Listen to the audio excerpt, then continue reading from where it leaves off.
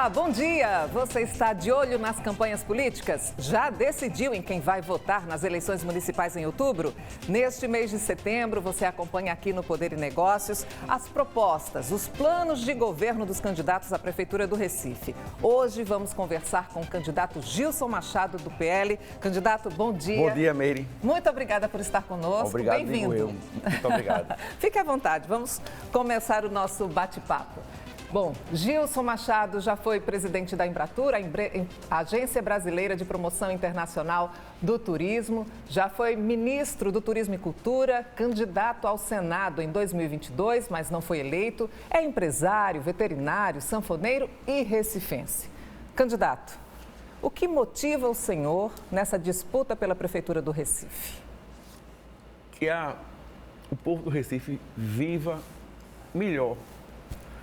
O povo do Recife hoje, eu tenho andado todos os locais do Recife, a cidade não está o que mostra a propaganda da prefeitura mesmo. A cidade hoje tem mais de 150 mil pessoas abaixo da linha da pobreza. Você vê, o nome desse programa é Poder e Negócios. Os negócios do Recife, do centro da cidade, o empresário está em dificuldade. Recife hoje é a terceira pior cidade em emprego no país. 15% da população desempregada. Recife hoje a gente vê, Meire, é a capital do abandono. A capital do abandono que a gente sente na pele. Você vê, o trânsito do Recife, faz 12 anos que esse pessoal está aí, nunca resolveu o problema. A saúde do Recife está na UTI. Qual é a certeza que o senhor tem de que, sendo eleito, vai mudar todo esse cenário? Gestão. Eu comprovei com a minha gestão no Ministério, nós tivemos um governo sério do governo federal, recuperamos o Brasil, tivemos um time de ministros que até hoje todo mundo se lembra e eu sei fazer, Meire, eu estou pronto para fazer. Eu estou pronto para ser o melhor ministro, o melhor prefeito, que Recife já teve. Candidato, o senhor tem feito várias caminhadas, né? A gente acompanha as agendas políticas de todos os candidatos. Então, vamos começar falando com mobilidade. O senhor tem falado muito sobre transporte, sobre trânsito do Recife. Inclusive, né, o senhor tem apresentado no plano de governo propostas.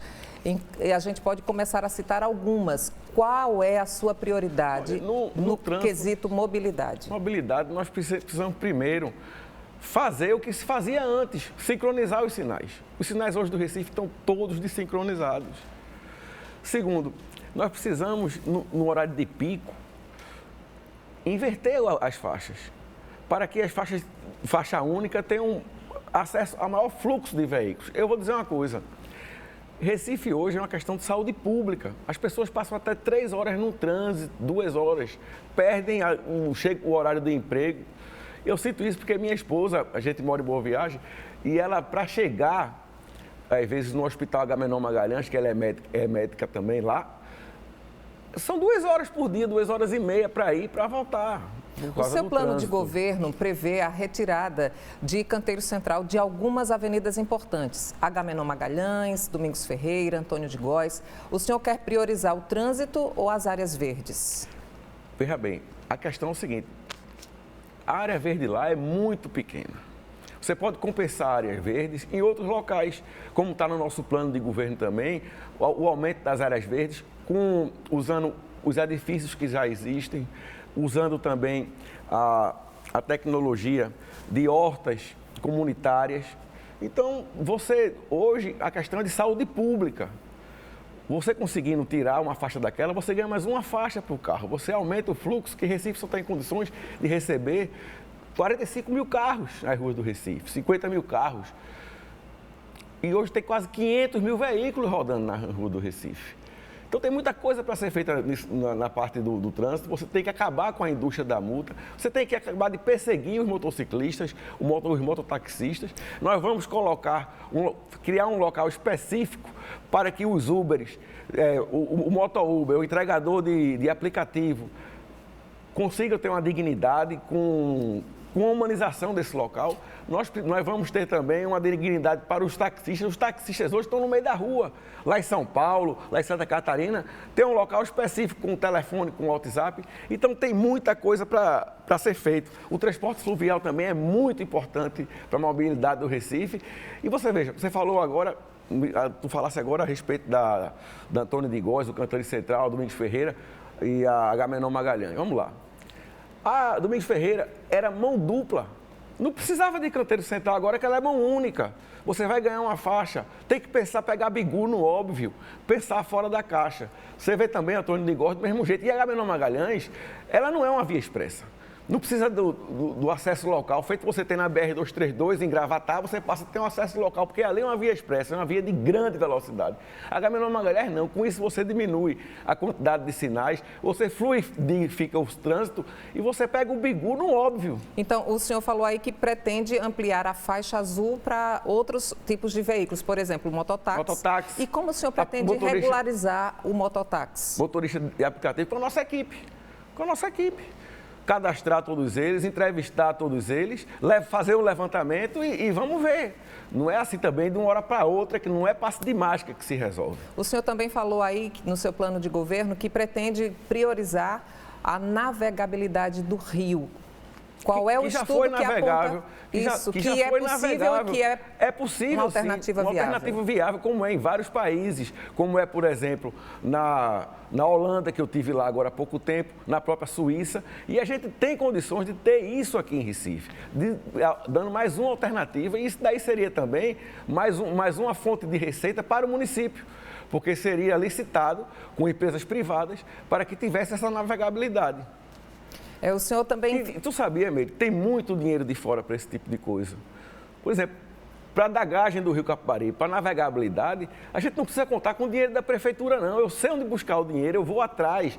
Eu fui o ministro que mais arrecadou dinheiro para o Brasil, na área do turismo, que mais investimento trouxe. Só aqui no Nordeste, a quantidade de hotéis Vila Galés, eu trouxe 5 para o Nordeste.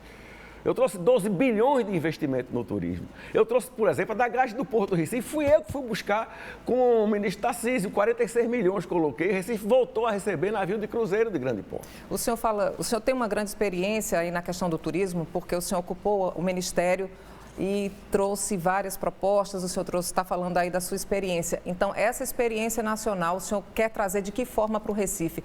Qual é a prioridade no turismo no Recife e o que é que o senhor vai fazer de diferente dos outros planos de governo?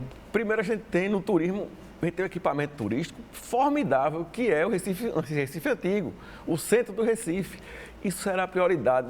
Eu vou estimular o empresário para voltar para lá, estimular o empresário com redução tributária, com até perdão tributário, para que faça restaurantes, bares, hotéis, centro cultural. Eu vou cobrir a Rua da Imperatriz. Por que não? Porque Milão tem as ruas cobertas e Recife não. A gente tem sim que ter a noção de que nós temos competência, nós podemos melhorar a vida do nosso povo sem precisar o filho ir para São Paulo trabalhar. Quando o turista vem para cá, e aí eu vou insistir nessa questão do turismo, o turista sempre se preocupa com a segurança. Claro, tem as paisagens, tem o patrimônio, tem todo o arcabouço para mostrar a ele as nossas belezas, mas também tem a questão da segurança. E segurança pública é um ponto crucial. Dentro do seu plano de governo, o senhor apresenta uma série de medidas. Eu gostaria que o senhor elencasse quais são as prioridades dentro da segurança pública para o Recife. Veja bem, como segurança pública, eu sinto a dor da minha vice. A minha vice, Leninha Dias, ela perdeu um irmão para a violência. O irmão dela foi assassinado, o irmão único dela, com 33 anos aqui em Recife. Então, nós temos várias situações que a gente pode melhorar a segurança do Recife e a percepção de segurança. Primeiro, você tem que armar e qualificar a Guarda Municipal, que está no nosso plano de governo, inclusive, aumentar o efetivo da Guarda Municipal. A gente vai também fazer uma central de monitoramento no 9º andar da Prefeitura, que eu vou pessoalmente tomar conta, como o governador Ronaldo Caiado faz lá em Goiânia. O governador, a partir do momento que um policial dele faz uma grande ação prende o bandido, ele liga pessoalmente para o policial, ele tem o telefone de cada policial, eu vou fazer isso, eu vou garantir a segurança, a esterilização da violência aqui no centro do Recife Antigo. Por que não? Porque ali você tem uma ilha, é só você monitorar as saídas, você consegue isolar, você consegue botar câmera de reconhecimento facial. Diga-se de passagem, as câmeras hoje são para multar o cidadão. E não para proteger o cidadão. A guarda municipal é para multar o cidadão, mas não para proteger o cidadão. Os índices mostram isso. Quando o senhor fala em armar a guarda municipal, o senhor deve pensar também no treinamento, não só da guarda municipal, mas o senhor já tem falado em vários momentos de entrevistas e também no seu plano de governo, de treinamento de porteiros, de vigilantes. Qualificar esses vigilantes, nós vamos criar um aplicativo, usar a inteligência artificial, usar a tecnologia a favor do cidadão hoje. Eu vou criar um negócio que ninguém nunca pensou, porque às vezes as pessoas não conseguem pensar o óbvio. Todo mundo usa o WhatsApp. Eu vou criar a patrulha do Zap, a polícia do Zap nos bairros. Antigamente não tinha patrulha do... Na prática, como funciona? Na prática, você, Meire, estou com um problema na sua casa. Agora, acabou de chegar um assalto, ou então o seu vizinho, você está vendo que está tendo um problema de violência doméstica contra a mulher. Você tem um Zap da viatura que está no seu bairro. Mas o policial, se estiver em ação, ele vai ter condição de ver a mensagem ou atender? Você bota no grupo da viatura, tem mais gente vendo. É muito simples, porque ninguém fez isso antes. Eu vou fazer. E agora? Meire, quem disser que vai fazer está me copiando. O senhor pretende manter as unidades do Compaz? Com certeza, o Compaz é importante não só manter, como ampliar o Compaz. Inclusive, eu tive, por coincidência, eu voltei ontem de Brasília no mesmo voo de Murilo Cavalcante. Vim sentado do lado dele conversando. Murilo eu conheço desde que eu tenho 25 anos de idade, ele estudou comigo. Ele me contratava a minha banda Bruceloso para tocar no Coluna Café, que era dele. Nós temos uma amizade independente de ideologia política, e ele é um cara competente. Fundamental o Compaz, eu vou ampliar o Compaz, eu vou aumentar o número de Compaz. Agora, eu vou colocar o Compaz como um instrumento mais agregador da sociedade. Por exemplo, por que não o Compaz aqui em Recife? Por que ele não tem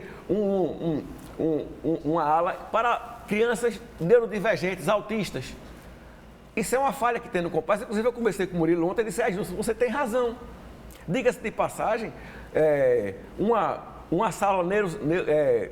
sala sensorial, por exemplo. Então, eu vou colocar em cada Compaz uma ala, uma sala, um espaço para crianças autistas, para neurodivergentes, e eu vou aumentar. Já tem um projeto da própria prefeitura com o Murilo, que é anterior.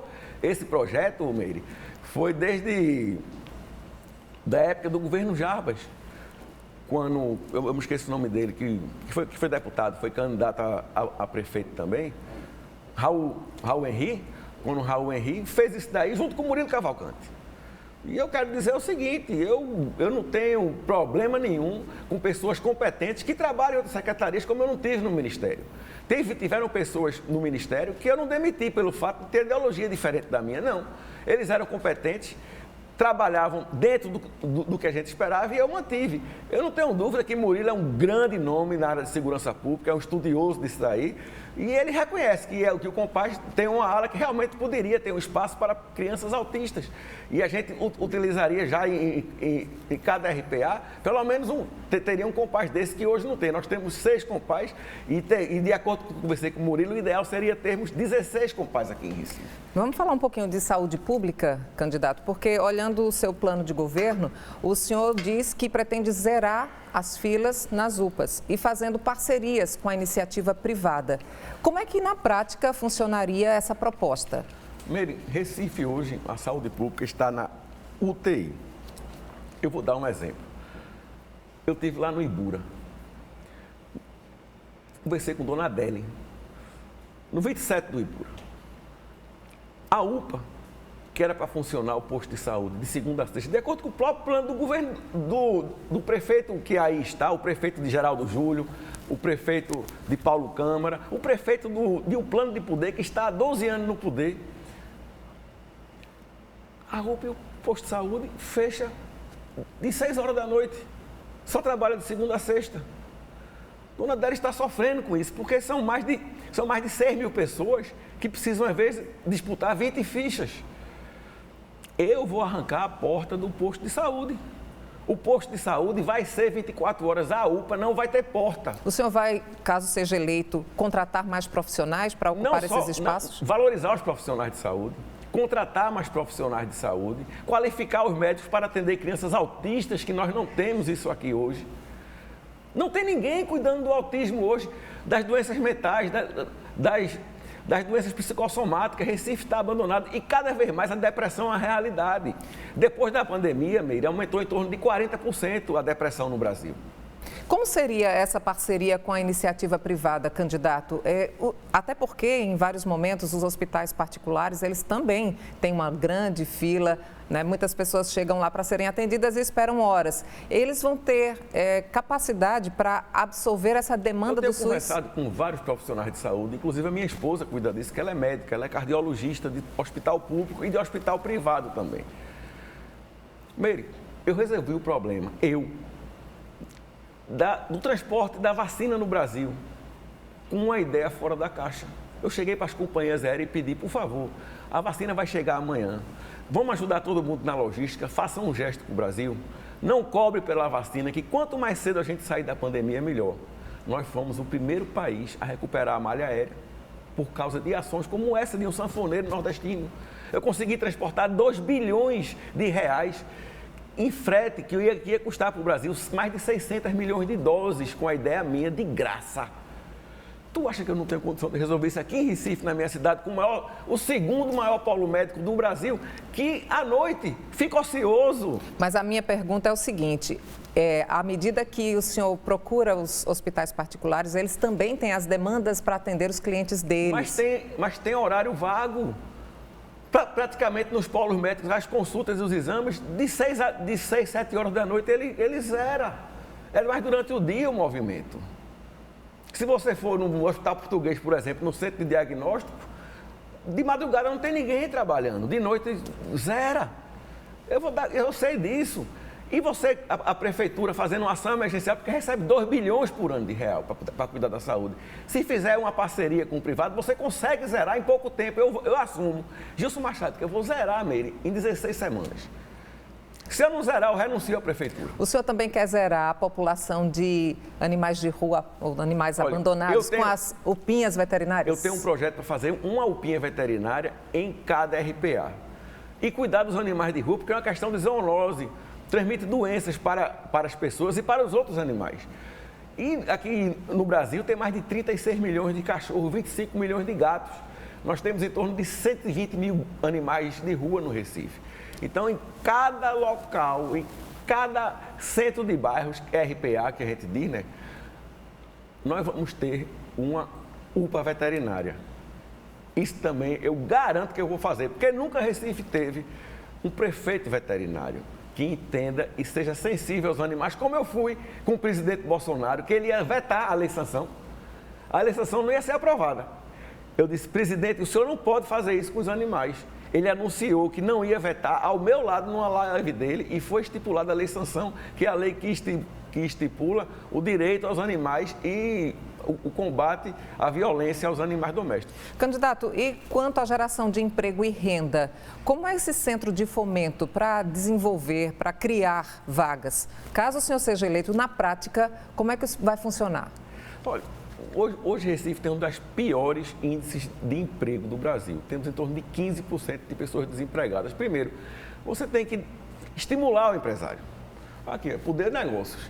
Quem gera emprego não sou eu, o prefeito, não é o presidente, não é o ministro, não. Quem gera emprego é o cara que bota o dedo na reta, é o empresário. Nós vamos diminuir a carga tributária para quem empregue mais gente, feito já em Portugal. Nós vamos reativar a indústria da construção civil com a volta da vida no centro e a requalificação de todos os prédios no centro do Recife que estão abandonados. Isso vai gerar um fluxo de mão de obra incrível. Nós vamos usar também, através de mutirão, nas populações mais carentes, para desentupir canal, usar a própria população, isso vai gerar mais emprego para a gente. E nós vamos capacitar os jovens, junto com as empresas, de acordo com a vocação de cada um. Isso daí é fundamental também. E vamos usar os espaços, tem 4 mil igrejas aqui em Recife. Nós vamos usar esses espaços, já entramos em contato com a comunidade evangélica, que deu ok, com o próprio arcebispo, deu ok. Então, Está tudo pronto. Eu estou pronto para ser o prefeito que Recife vai ver que a gente consegue fazer a diferença. Já que estamos falando sobre geração de emprego e renda, claro, né, gente, para trabalhar, muitas famílias precisam deixar os filhos nas escolas ou nas creches.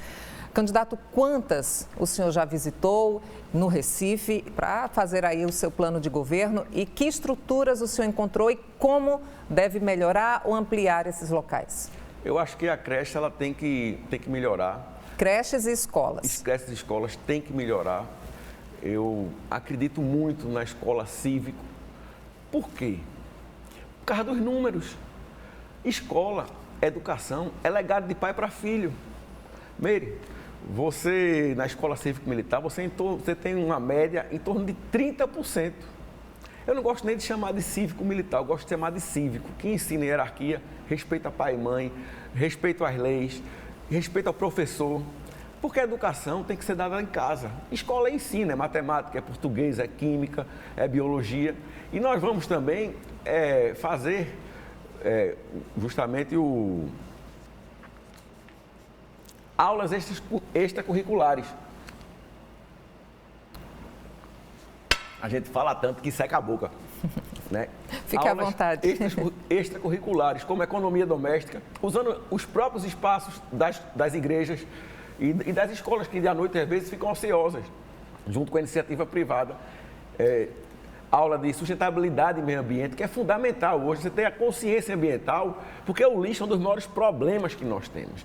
E a criança é que vai cuidar do lixo da família, do pai, vai ver se o pai está limpando, se não está, se está jogando lixo no chão, na rua. Porque você tem que mudar com as crianças, a educação ambiental principalmente. Bom, no que se refere à educação, esses pontos que o senhor está citando, o Índice de Desenvolvimento da Educação Básica, o IDEB 2023, mostrou o Recife como uma das 10 capitais brasileiras com melhor desempenho nos anos finais do ensino fundamental, ou seja, do sexto ao nono anos, mas ainda assim a gente tem uma diferença grande, né? São quase 5 anos entre o desempenho do público comparando com o privado. Caso seja eleito, como o senhor pretende diminuir essa diferença, já que o senhor citou aí algumas matérias extracurriculares? Estimular o profissional de saúde, de educação. O professor hoje está desvalorizado. Recife tem que valorizar o professor. Para mim, é a profissão mais nobre que existe. Porque aí é o futuro do país da gente, é o futuro da nossa cidade. Segundo, com as escolas cívicas, você vai melhorar, através do ensino, as notas das crianças. Por exemplo, no IDEB, as escolas cívico-militares não ficam diferentes dos números das escolas particulares. É em torno de 7 a média da nota, 6,9. Enquanto das escolas públicas é em torno de 4,3 a nota. Então nós vamos com isso daí. Jaboatão deu certo. Jaboatão colocou 2 escolas cívico-militares, uma em Cajueiro Seco, outra em Maçangana, com 1.200 alunos. E o nível de aprovação e o nível das notas das crianças das escolas cívicas, eu não gosto de chamar cívico-militares, cívicas, das escolas cívicas, é em torno de 30% maior. Então, isso daí é fundamental. Outra coisa importantíssima que nós vamos fazer aqui em Recife é o reconhecimento facial das crianças quando chegar na escola, para poder, junto do aplicativo, o pai e a mãe saber se a criança está na escola e saber a nota que ela está, a matéria que ela está escutando, o que ela está fazendo nesse momento no colégio. Isso tem tecnologia para isso hoje, não é caro. E também o reconhecimento facial nos ônibus escolares. Porque não é interessante para vereador colocar isso daí, câmera em ônibus escolar, porque fim de semana ninguém sabe o que esse ônibus está fazendo. E com esse monitoramento, a gente vai saber o que é que esses ônibus estão fazendo. Candidato, a gente vai fazer um rápido intervalo. Na volta, vamos falar sobre cultura, lazer, contratação de artistas para as festas e outras propostas do plano de governo do candidato à Prefeitura do Recife, Gilson Machado, do PL. Até já.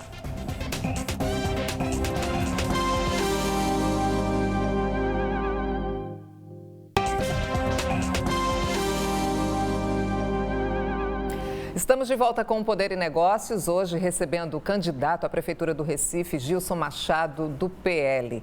Além de político e veterinário, é empresário também do setor artístico e tem criticado muito as contratações de artistas nacionais para festas tradicionais aqui da cidade. Caso seja eleito, como ficarão as contratações, por exemplo, para Carnaval, São João, Réveillon? Veja bem, Meire, o Carnaval São João, o público já existe.